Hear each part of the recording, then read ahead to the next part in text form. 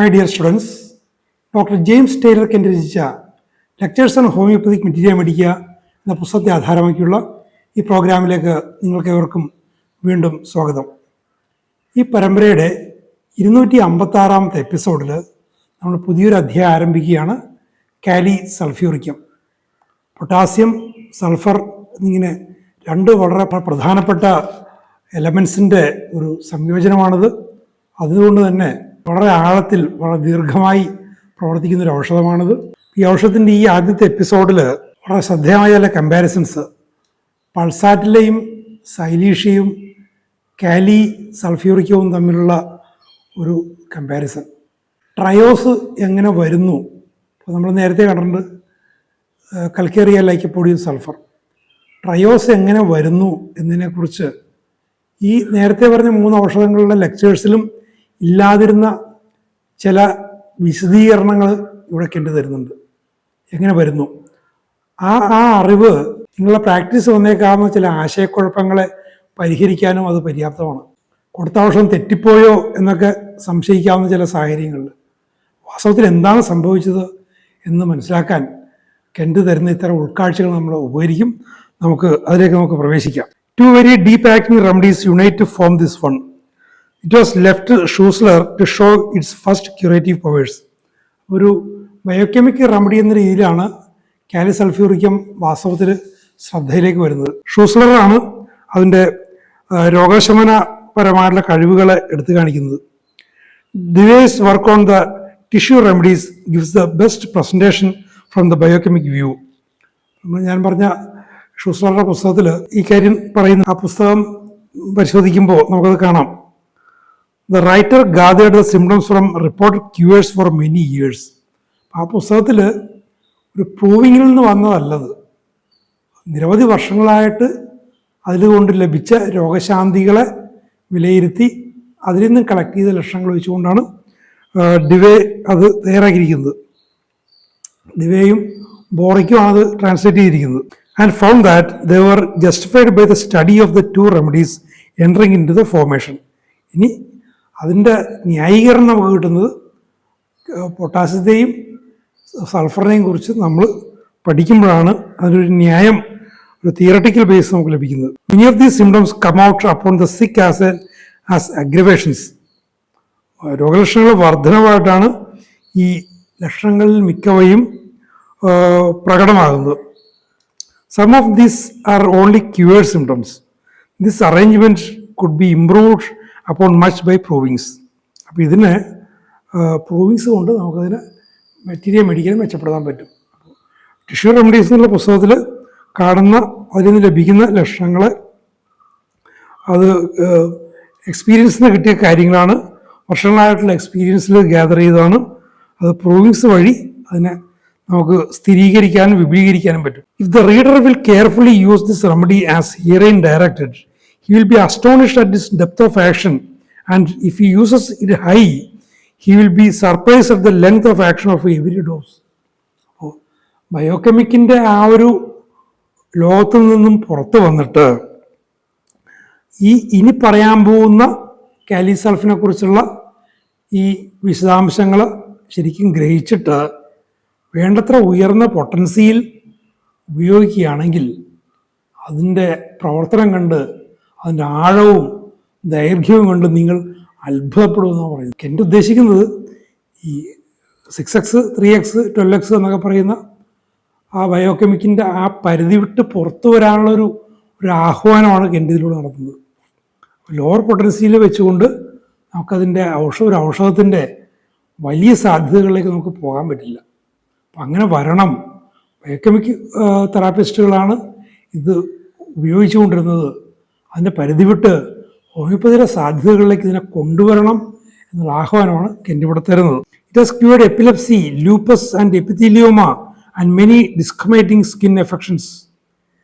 അപസ്മാരം, auto immune diseases കൊണ്ടുവരുന്ന സ്കിന്നുമായിട്ട് ബന്ധപ്പെട്ട പ്രശ്നങ്ങൾ, ചർമ്മമുഴകൾ, പുറംതൊലി പൊളിഞ്ഞു പോകുന്ന തരത്തിലുള്ള നിരവധി പ്രശ്നങ്ങൾ, ഇതിനെയൊക്കെ കാലി സൾഫർ സുഖപ്പെടുത്തിയിട്ടുണ്ട്. കാരണം അതിനകത്ത് സൾഫറുണ്ട്.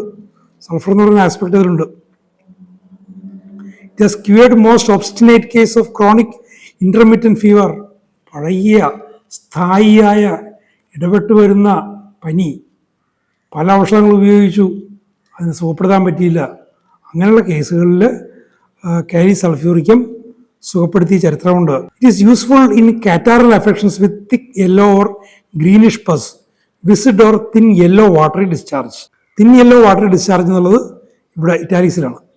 അപ്പോൾ കഫസംബന്ധമായ പ്രശ്നങ്ങൾ, കട്ടിയുള്ള മഞ്ഞയോ പച്ച നിറം കലർന്നതായിട്ടുള്ള പഴുപ്പ്, അത് കലർന്ന കഫം വരുന്ന അവസ്ഥ, viscid or thin yellow watery discharge.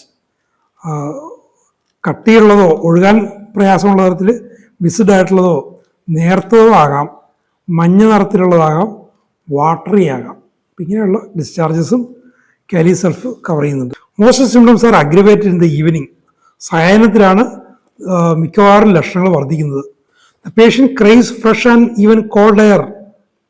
നല്ല തുറന്ന വായു, കെട്ടിക്കിടക്കാത്ത വായു, തണുത്ത വായു പോലും ഈ രോഗി ക്രേവ് ചെയ്യുന്നു, അതിനുവേണ്ടി ദാഹിക്കുന്നു. ഇവിടെ കോൾഡ് എയർ എന്ന് പറയുമ്പോൾ നമ്മളുടെ കോൾഡല്ല, ഒരു സാമാന്യം നല്ല തണുത്തതാണ്. പാശ്ചാത്യ രാജ്യങ്ങളിലല്ല, US കോൾഡ് എയർ ക്രേവ് എന്ന് പറയുമ്പോൾ നല്ല തണുത്ത വായുവിനോടുള്ള താല്പര്യമാണ് പറയുന്നത്. And he's ameliorated in open air and cool air. തുറന്ന വായുവിൽ, തണുത്ത വായുവിൽ കാരി സൾഫ് പേഷ്യൻസിൻ്റെ ലക്ഷണങ്ങൾക്ക് ശമനമുണ്ട്. Aggravation by exertion and becoming heated. ഈ ഒരു വാചകം വളരെ ശ്രദ്ധിക്കണം. Aggravation by exertion and becoming heated. ഇനി പിന്നീട് പറയുന്നു കംപ്ലൈൻസ് കമോൺ ഡ്യൂറിങ് റെസ്റ്റ് എന്ന് പറയുന്നു, ആൻഡ് അമീലറേറ്റഡ് ബൈ മോഷൻ എന്ന് പറയുന്നു. ഇതൊരു കൺഫ്യൂസിങ് അല്ലേ? ഈ പുസ്തകം വായിച്ചു തുടങ്ങിയ സമയത്ത് എൻ്റെ സുഹൃത്തായിട്ടുള്ള സ്റ്റുഡൻ്റ്, അന്ന് DHMS പഠിക്കുകയാണ്, എന്നോട് പറഞ്ഞു ഈ കെൻറ്റ് കൺഫ്യൂസിങ് ബുക്കാണെന്ന് എല്ലാവരും പറയുന്നത് ശരിയാണ് എന്ന് പറഞ്ഞുകൊണ്ട് എൻ്റെ അടുത്ത് വന്നത്. എനിക്ക് എന്താ സംഭവം? ഈ കാരി സൾഫ് എടുത്ത് കാണിച്ചു. Aggravation by exertion and becoming heated എന്ന് പറയുന്നു. അധ്വാനം കൊണ്ട് വർധന, ചൂടാകുന്നുള്ള വർധന. ഇനി അടുത്ത വരിയിൽ കംപ്ലൈൻസ് കമോൺ ഡ്യൂറിങ് റെസ്റ്റ്. വിശ്രമിച്ചിരിക്കുമ്പോൾ പ്രശ്നങ്ങൾ വരുന്നു. ആൻഡ് അമീലർ ബൈ മോഷൻ, ചലനം കൊണ്ട് ശമനമുണ്ടെന്ന് പറയുന്നു. ഇതെങ്ങനെ യോജിക്കും?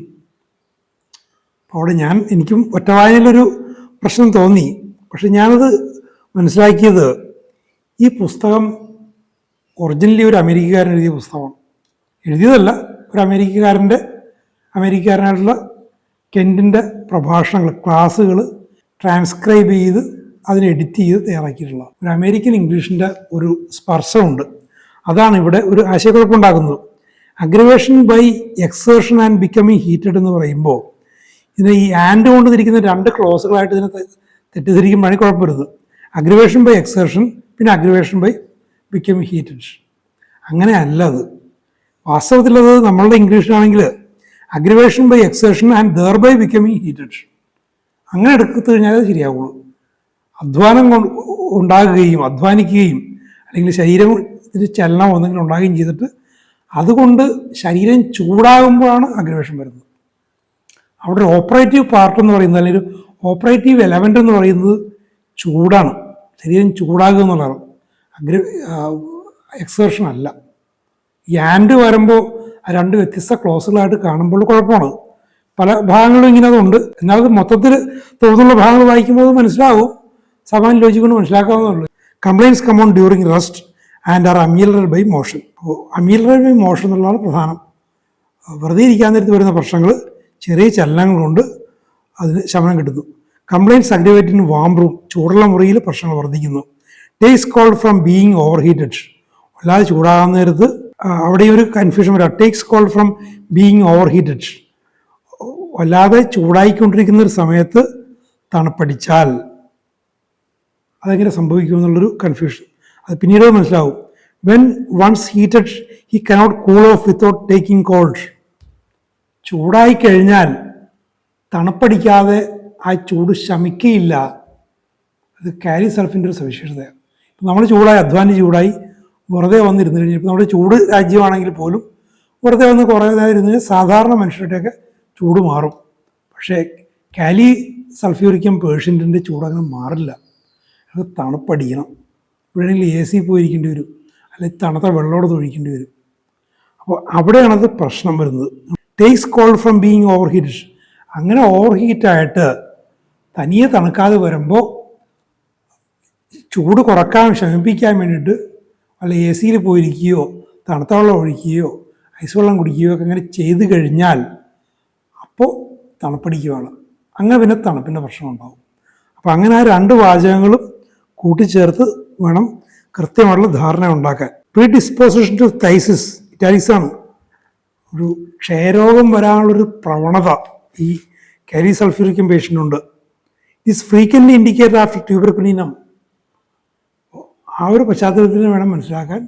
ട്യൂബർകുലീനത്തിൻ്റെ ആക്ഷൻ കഴിയുമ്പോൾ, അതുകൊണ്ട് കേസ് പൂർണ്ണമായില്ലെങ്കിൽ കാലി സൾഫ്യൂരിക്കത്തിൻ്റെ സിംറ്റംസ് കാണിച്ചാൽ അത് കൊടുക്കാവുന്നതാണ്. അങ്ങനെ പലപ്പോഴും വരുന്നു. അതുകൊണ്ടാണ് ഫോളോയിങ് വെല്ലെന്ന് പറയുന്നത്. എപ്പിലെപ്റ്റിഫോം കൺവൾഷൻസ്, അപസ്മാരമാണോ അല്ലെ ചുഴലിധീനമാണോ എന്ന് തോന്നുന്ന തരത്തിലുള്ള വലിച്ചുപോച്ചലുകൾ.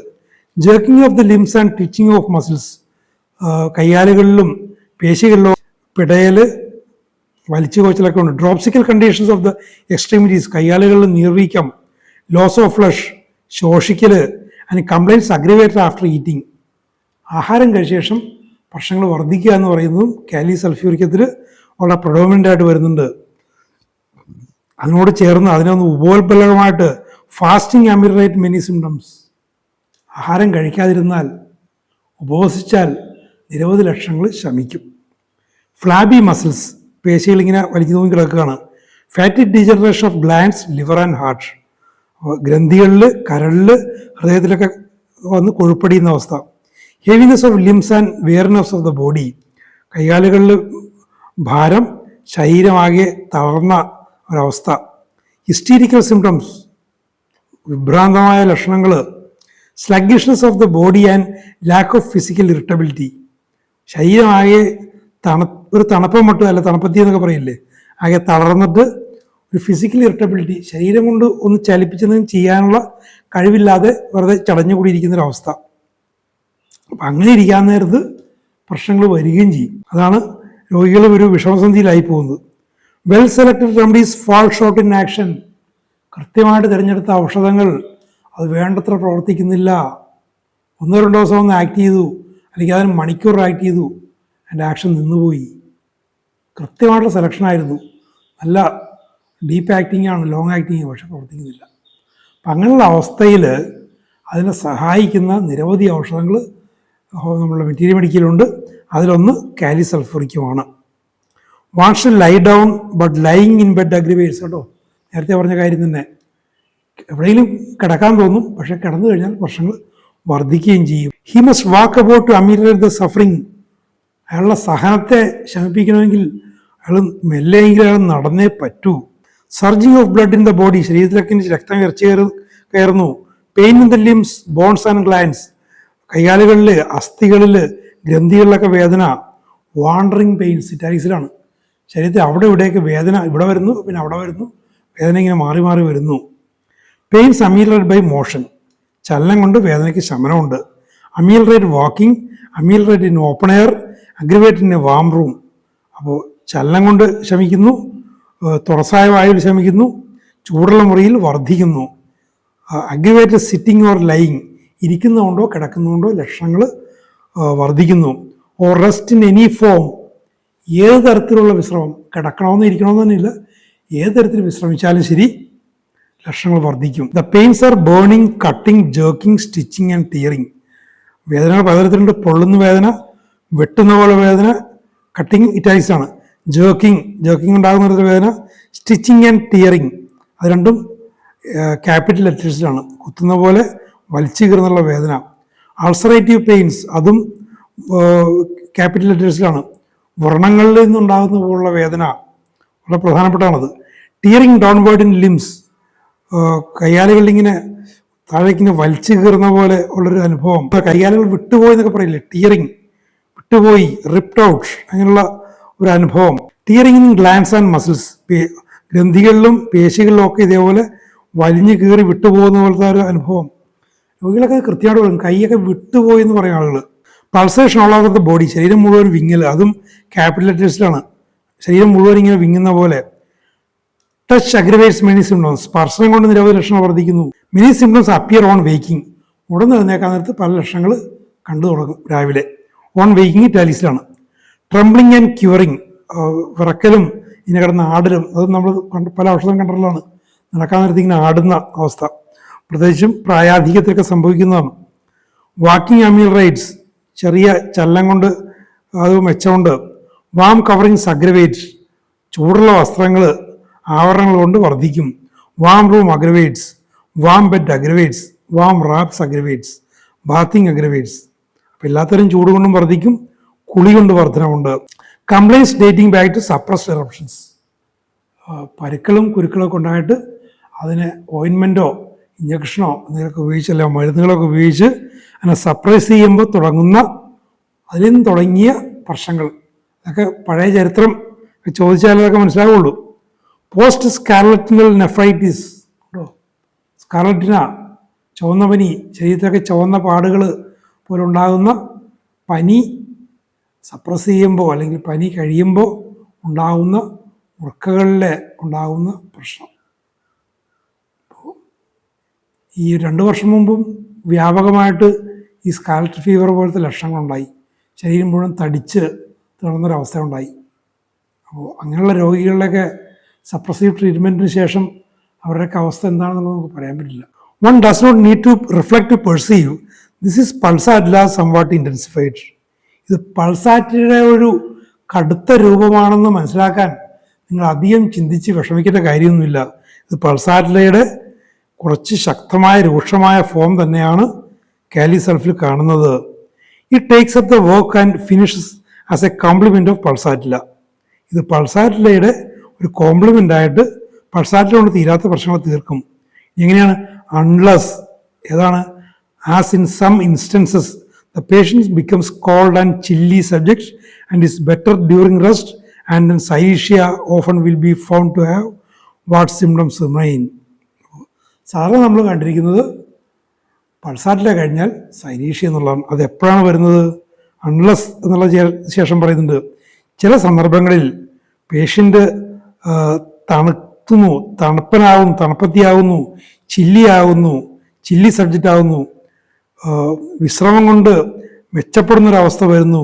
അങ്ങനത്തെ ഒരു അവസ്ഥ വരുമ്പോൾ കാലി സൾഫ്യൂറിക്കമല്ല സൈനീഷ്യയാണ്. ഇത് മൂന്നും ഒരു ട്രയോ പോലെ വരും.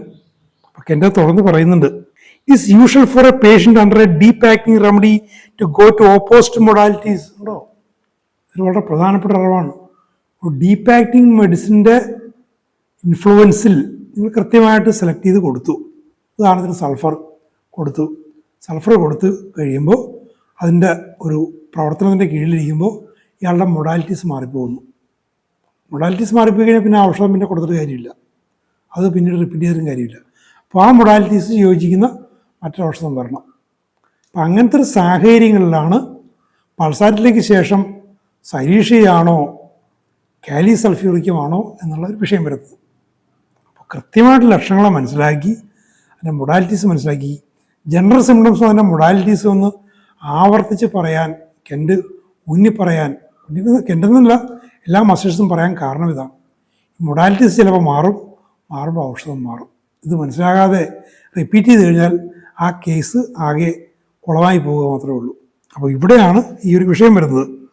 പൾസാറ്റിലയുടെ ഒരു യൂഷ്വൽ ഒരു ഡിഫോൾട്ട് ഫോളോയിങ് വെല്ലാണ് അല്ലെങ്കിൽ ക്രോണിക്കാണ് സൈനീഷ്യ എന്ന് ചിന്തിച്ചിരുന്ന് അങ്ങനെ കണ്ണും പൂട്ടി കൊടുത്തിട്ട് കാര്യമില്ല. മൊഡാലിറ്റീസ് മാറ്റം ഉണ്ടോ, മറ്റെന്തെങ്കിലും ഔഷധം ഇൻഡിക്കേറ്റ് ചെയ്യുന്നുണ്ടോ എന്ന് ചിന്തിക്കുമ്പോൾ പലപ്പോഴും കാലി സൾഫും വരാം. And hence pulsatilla is often followed by silicea. But this is not always true. When pulsatilla has acted well for a time and because of opposite modalities ഉണ്ടോ, ഓപ്പോസിറ്റ് മൊഡാലിറ്റീസ് വരുമ്പോൾ silicea does good work for a while. Pulsatilla കൊടുത്ത് modalities മാറ്റം വരുമ്പോൾ കുറച്ച് സമയത്തേക്ക് silicea നല്ല പ്രവർത്തനം കാഴ്ചവെക്കും. And then the patient swings back to the original state. അത് കഴിയുമ്പോൾ അയാൾ യഥാർത്ഥ സ്ഥിതിയിലേക്ക് തിരിച്ചു വരും. സിംറ്റംസ് ആൻഡ് മൊഡാലിറ്റീസ് യഥാർത്ഥ നേരത്തെ ഉണ്ടായിരുന്ന ലക്ഷണങ്ങളിലേക്കും അതിൻ്റെ മൊഡാലിറ്റീസും വരും. ദെൻ ഇറ്റ് ഈസ് ദാറ്റ് കാലി സൾഫ് ഈസ് ഓഫ് ഗ്രേറ്റ് യൂസ്ഫുൾനെസ്. അങ്ങനെ വരാൻ നേരത്താണ് കാലിസൾഫിൻ്റെ യഥാർത്ഥ ഉപയോഗം വരുന്നത്. കണ്ടോ എങ്ങനെ ട്രയോസ് വരുന്നു. കെൻറ്റ് മറ്റേ ഈ 3 ഔഷധങ്ങളിലും കൽക്കേറിയ, ലൈക്കോപോഡിയം, സൾഫർ എന്നതിൽ ഗോൾഡൻ ട്രയോ എന്ന് പറഞ്ഞിട്ടുണ്ടെങ്കിൽ പോലും എങ്ങനെ അത് വരുന്നു എന്ന് പറഞ്ഞിട്ടില്ല. ആ വിശദീകരണം ഇവിടെയാണ്. അത് കൃത്യമായിട്ട് മനസ്സിലാക്കിയിരിക്കണം. മൊഡാലിറ്റീസ് വരുന്ന വ്യത്യാസം, ആ വ്യത്യാസം അനുസരിച്ച് ഔഷധം മാറ്റണം. അങ്ങനെ മാറ്റിയില്ലെങ്കിൽ, റിപ്പീറ്റ് ചെയ്ത് കഴിഞ്ഞാൽ അയാളെ സുഖപ്പെടുത്താൻ നമുക്ക് സാധിക്കില്ല. അപ്പോൾ ഒരു ഡോസ് കഴിഞ്ഞിട്ട് അത് രോഗി പൂർണ്ണ സൗഖ്യത്തിലേക്ക് പോയില്ലെങ്കിൽ കേസ് റീടേക്ക് ചെയ്യണം എന്ന് കെൻറ്റിനെ പോലുള്ളവർ വളരെ ഊന്നി പറയാനുള്ള കാരണം ഇതാണ്. കേസ് റീസ്റ്റഡി ചെയ്യാതെ റിപ്പീറ്റ് ചെയ്യരുത്. സൗഖ്യത്തിലേക്ക് പോയിട്ടില്ലെങ്കിൽ വളരെ പ്രധാനപ്പെട്ട ഒരു കാര്യമാണ്. പലപ്പോഴും ഇതേപോലുള്ള ട്രയോസിലേക്കും കോംപ്ലിമെൻ്ററിയിലേക്കും ഒക്കെ പലപ്പോഴും പോകേണ്ടി വരും. ചിലപ്പോൾ ആൻഡ്രോട്ട് ചെയ്യേണ്ടി വരും. What occurs is the same as when sulfur, calcarean, lycopodium have rotated in a given case too deep to be cured by a single remedy, and series of remedies has been what was required because of symptoms changed in such manner that such a series was homeopathically suited. Homeopathically suited. Sulphur തന്നെ കഴിഞ്ഞ് എനിക്ക് പറ്റിയൊരു അബദ്ധം, ആരും എനിക്ക് ഉപദേശിക്കാനില്ലാത്ത സമയത്ത് ഈ പുസ്തകമൊക്കെ വേണ്ടത്ര ശ്രദ്ധയോടെയും പൂർണ്ണതയോടെയും വായിക്കാതിരുന്നൊരു സമയത്ത്, ഞാനൊരു ഫിസിക്സ് സ്റ്റുഡൻ്റ് ആയിരുന്നു, ഞാൻ ജോലി ചെയ്യുന്നുണ്ട്, ലിറ്ററേച്ചറുമായിട്ട് ബന്ധപ്പെട്ട് ജോലി ചെയ്യുന്നുണ്ട്. ഹോമിയോപ്പതിയിൽ ഒരു പരിധിയിൽ കൂടുതൽ ശ്രദ്ധ കൊടുക്കാൻ എനിക്ക് പറ്റിയിരുന്നില്ല. ഇതൊക്കെ ശ്രദ്ധിച്ചൊന്ന് വായിച്ചിരുന്നെങ്കിൽ എനിക്ക് അബദ്ധം പറ്റില്ലായിരുന്നു. ഞാൻ സൾഫർ വണ്ണം കഴിച്ചു, ആ സൾഫറിൻ്റെ ഗുണം പോയി. പിന്നീട് ബാബുച്ചേട്ടനൊക്കെ പരിചയപ്പെട്ട് കഴിഞ്ഞിട്ടാണ് ബാബുച്ചേട്ടൻ എനിക്ക് ആ ഒരു ഇൻസൈറ്റ് തരുന്നത്, കൂടുതൽ ശ്രദ്ധിച്ച് ഈ പുസ്തകം വായിക്കാനും ഇത്തരം കാര്യങ്ങൾ മനസ്സിലാക്കാനും പറഞ്ഞത്. ലക്ഷണങ്ങൾ മാറിയിട്ടുണ്ടാകാം, കേസ് റീസ്റ്റഡി ചെയ്യണം. റീസ്റ്റഡി ചെയ്യുമ്പോൾ മൊഡാലിറ്റീസ് മാറിക്കഴിഞ്ഞാൽ മറ്റൊരൗഷധത്തിലേക്ക് പോകും. അത് ഹോമിയോപ്പതിക്കലി സ്യൂട്ടഡാണ്. ഹോമിയോപ്പതിയിൽ പലപ്പോഴും സംഭവിക്കുന്നതാണത്. ഈ CLS എന്ന് പറയുന്ന ആ ട്രയോയിൽ ഞാൻ കണ്ടിട്ടുള്ളതാണ്. കൽക്കേറിയ കഴിഞ്ഞാൽ സ്വാഭാവികമായിട്ടും ലൈക്കോപോഡിയത്തിൻ്റെ ലക്ഷണങ്ങൾ കാണിക്കും നമ്മളെ. എനിക്കത് അറിയാവുന്നതുകൊണ്ട് ഞാനത് മനസ്സിലാക്കും. അല്ലാത്ത രോഗികൾക്കത് പറയാൻ പറ്റില്ല. അപ്പോൾ കേസ് നിങ്ങൾ അത് റീസ്റ്റഡി ചെയ്യണം. ഇതേപോലെ ട്രയോസിലേക്ക് പോകുന്നുണ്ടോ, ഒരു കോംപ്ലിമെൻ്ററി മെഡിസിൻ ആവശ്യമുണ്ടോ, ആൻഡ്രോട്ട് ചെയ്യേണ്ടി വരുന്നതെന്ന് കൃത്യമായിട്ട് പഠിക്കണം. ഒരിക്കലും ഒരു കെയർലെസ് ആയിട്ട് ഒരു രോഗിയെ സമീപിക്കരുത്. കെയർലെസ് ആയിട്ട്, കെയർ ഫ്രീ ആയിട്ട് ഹോമിയോപ്പതി എന്ന് പറയുന്ന വിഷയത്തെ സമീപിക്കരുത്. അത് മനുഷ്യൻ്റെ ജീവനുമായിട്ട് ഏറ്റവും സൃഷ്ടിപരമായി സംവദിക്കുന്ന ഒരു സിസ്റ്റമാണ് ഹോമിയോപ്പതി. ആ ഹോമിയോപ്പതി രോഗശാന്തിയുടെ മഹത്തായ കലയും മഹത്തായ ശാസ്ത്രവുമാണ്. ഈ വരിയിൽ, ഇപ്പോൾ നമ്മൾ വായിച്ച വരികളിൽ നിന്നും ആ ഹോമിയോപ്പതിയുടെ സൗന്ദര്യം നമുക്ക് കണ്ടെത്താൻ സാധിക്കും. അത് കണ്ടെത്തുകയും ഉൾക്കൊള്ളുകയും ശരിയായ രീതിയിൽ ഗ്രഹിക്കുകയും ചെയ്താൽ ഹോമിയോപ്പതിയെ കൊണ്ട് നിങ്ങൾക്ക് അത്ഭുതങ്ങൾ സൃഷ്ടിക്കാൻ സാധിക്കും. രോഗികൾ നിങ്ങളുടെ മുമ്പിൽ വന്ന് കാത്തുകെട്ടി കിടക്കുന്ന അവസ്ഥ ഉണ്ടാകും. കാരണം നിങ്ങൾക്ക് സങ്കീർണവും പഴകിയതുമായിട്ടുള്ള മാറാരോഗങ്ങളെന്ന് പറയപ്പെടുന്ന രോഗാവസ്ഥകളെ നിങ്ങൾക്ക് സുഖപ്പെടുത്താൻ സാധിക്കും. Such a series was homeopathically suited. അപ്പോൾ അത് ഹോമിയോപ്പതിക്കാണ്. അത് പലപ്പോഴും ഈ ട്രയോനെയൊക്കെ തള്ളിപ്പറയുന്ന ആളുകളെ ഞാൻ കണ്ടിട്ടുണ്ട്. അങ്ങനെയുള്ള ആളുകളൊക്കെ ഇത് വായിച്ചു നോക്കണം. നിങ്ങളെ അങ്ങനെ ആരെങ്കിലുമൊക്കെ പ്രേരിപ്പിച്ചു കഴിഞ്ഞാൽ ഈ കാലി സൾഫ്യൂറിക്കത്തിൻ്റെ ഈ ആരംഭഭാഗത്തുള്ള ഈ ഭാഗം നിങ്ങൾ ശ്രദ്ധിച്ചൊന്നൊരു വായിച്ചു നോക്കുക. ഒത്തിരി വിലപ്പെട്ട അറിവുകൾ തുടർന്നും വരുന്നുണ്ട്. തുടർന്നുള്ള എപ്പിസോഡുകളിൽ നമുക്ക് അവയെ മനസ്സിലാക്കാം. Thank you very much for watching.